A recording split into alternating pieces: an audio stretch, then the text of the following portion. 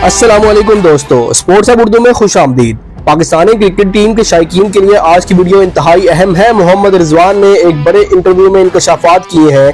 कुछ खिलाड़ियों की नाकस कारकर्दगी और गैर जिम्मेदाराना रवैये की वजह से दूसरे T20 मैच में पाकिस्तान को शिकस्त का सामना करना पड़ा। आज हम उन तमाम हकायक पर बात करेंगे जो सामने आई है।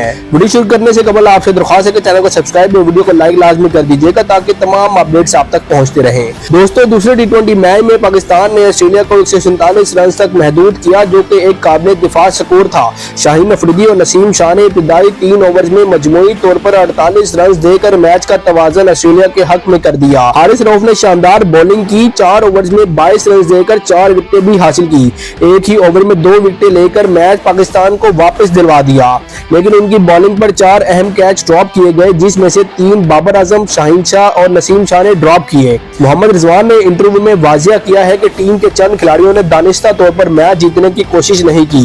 बाबर आजम 2 आसान कैच ड्रॉप किए। शाहीन शाह अफरीदी ने 1 कैच ड्रॉप किया। नसीम शाह ने भी 1 कैच छोड़ा। साहिबजादा फरहान ने 2 कैच ड्रॉप किए, जबकि सलमान अली आगा एक इजी कैच छोड़ बैठे। रिजवान का कहना था कि इन हरकतों ने टीम को नाकाबिले तलाफी नुकसान पहुंचाया और यही रवैया कौमी टीम की इज्जत पर दाग है। नाज़रीन, मोहम्मद रिजवान के मुताबिक शाहीन और बाबर आजम शायद कप्तानी के मामले में सियासत कर रहे हैं। अगर मैं मुसलसल अच्छा परफॉर्म करता रहा तो टीम जीत गई। कप्तानी मेरे पास मुस्तकिल हो सकती है और यही चंद लोगों को मंजूर नहीं।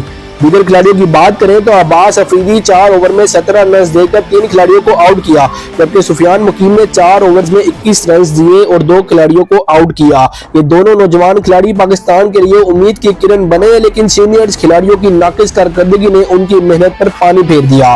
बाबर आजम दूसरे मैच में सिर्फ 3 रन बनाकर चलते बने। शाहीन शाह अफरीदी और नसीम शाह ने मजमूई तौर पर 8 ओवर्स में 83 रन दिए और कोई विकेट भी हासिल न कर पाए। नाज़रीन, आपके ख्याल में क्या शाहीन और बाबर की सियासत टीम के लिए नुकसानदा साबित हो रही है, और क्या हारिस रऊफ और दीगर नौजवान खिलाड़ी पाकिस्तान क्रिकेट के मुस्तकबिल संवार सकते हैं? अपनी राय कमेंट सेक्शन में जरूर दीजिएगा।